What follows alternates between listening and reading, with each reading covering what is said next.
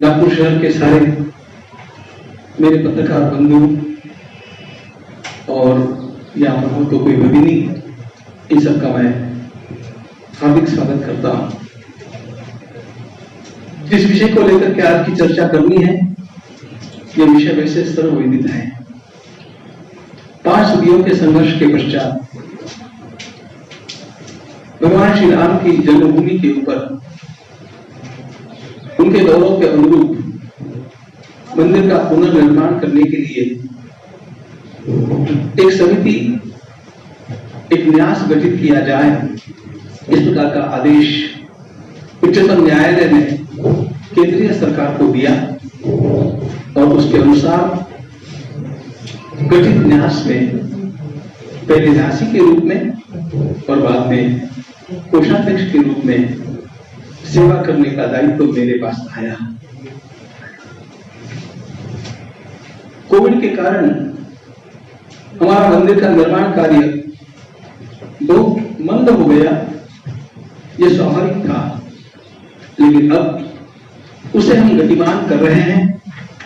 जब इतना बड़ा निर्माण कार्य होना है तो उसमें निश्चित रूप से धन की भी आवश्यकता रहेगी और अभी का ये अभियान, यह निधि समर्पण का अभियान है।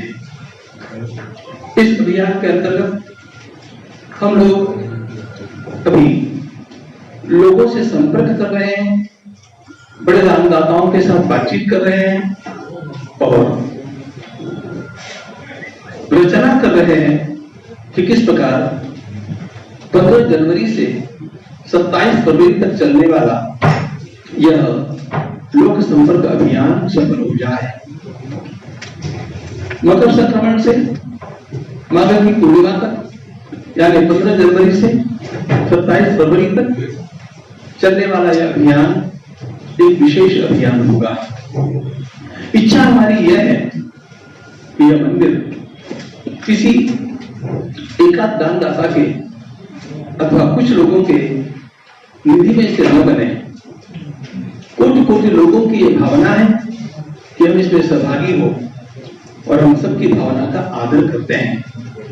हम सबको लेकर के, साथ में लेकर के इसका निर्माण हो, इसकी ओर ध्यान देते हुए इस अभियान की रचना कर चुके हैं, जिसमें 1000 रुपयों के, 100 रुपयों के और 10 रुपयों के कूपन्स होंगे और हम छोटे छोटे 10 रुपयों के कूपन्स लेकर के बिल्कुल हमारे समाज के अंतिम मनुष्य तक जाने का प्रयास करेंगे, जो कि झोपड़ियों तक, वनांचलों तक, पर्वतों पर भी और सामान्य से सामान्य मजदूरी करने वाला व्यक्ति भी 10 रुपये लेकर के उस मंदिर के निर्माण में सहभागी हो। ये बात हम लोगों को बहुत महत्वपूर्ण लगती है। हनुमान जी की शक्ति से सेवा करते हैं।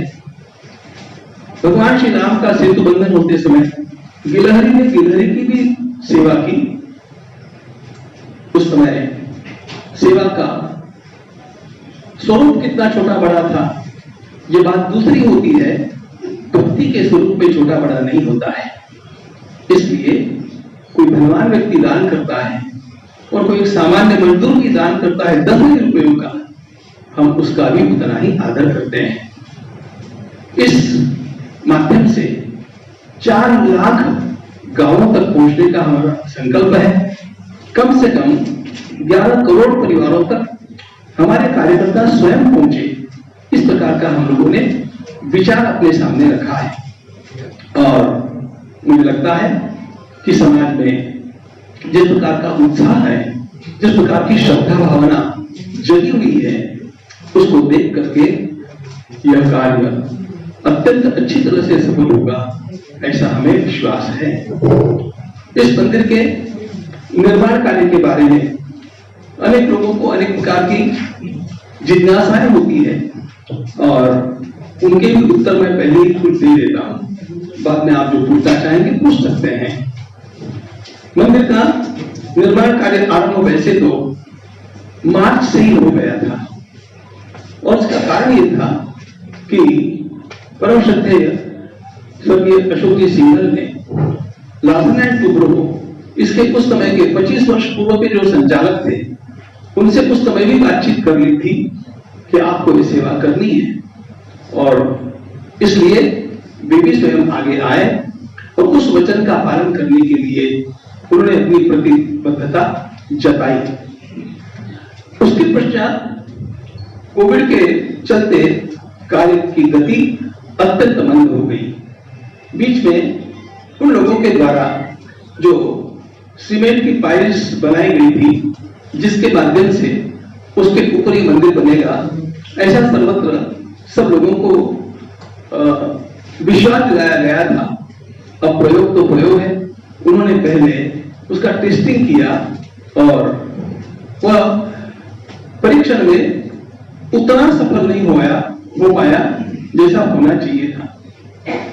बंधुओं, मैं आपसे एक बात कहना चाहता हूं, इसलिए लार्सन एंड टुब्रो कंपनी के लिए किसी प्रकार का भी हम लोगों के मन में संशय होने की आवश्यकता नहीं है। थोड़ा सा मुझे हम लोगों की दृष्टि से ही एक ठीक से उनका निर्देशन न करने की भावना हमारे मन में जगती है, क्योंकि उनको यह कह दिया गया कि आपको खुदाई न करते हुए फाउंडेशन करना है, तो उनके पास भी अन्य कोई चारा नहीं रहा था, इसलिए उन्होंने वो किया।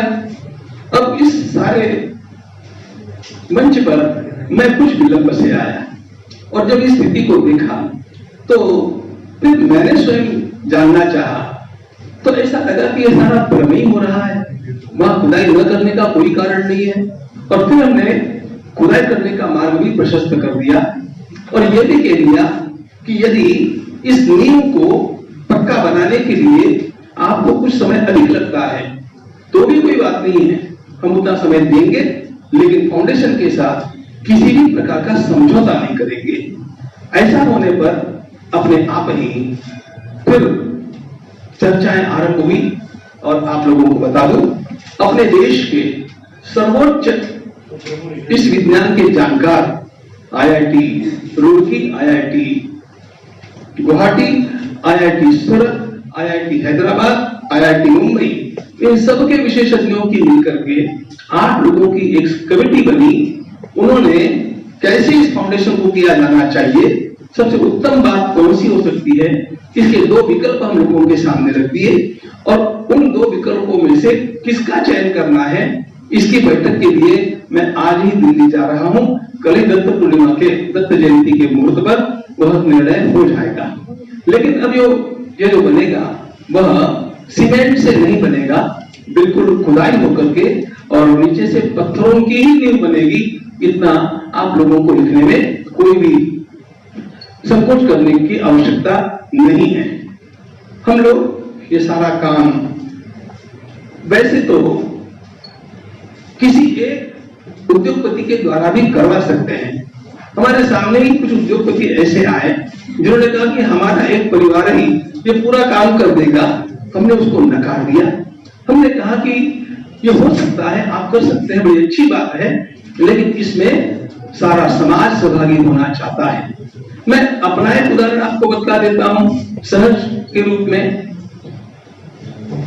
कन्याकुमारी के विवेकानंद शिला स्मारक के निर्माण के समय मैं 10वीं कक्षा में पढ़ता था। 1964 की बात है। उस समय जो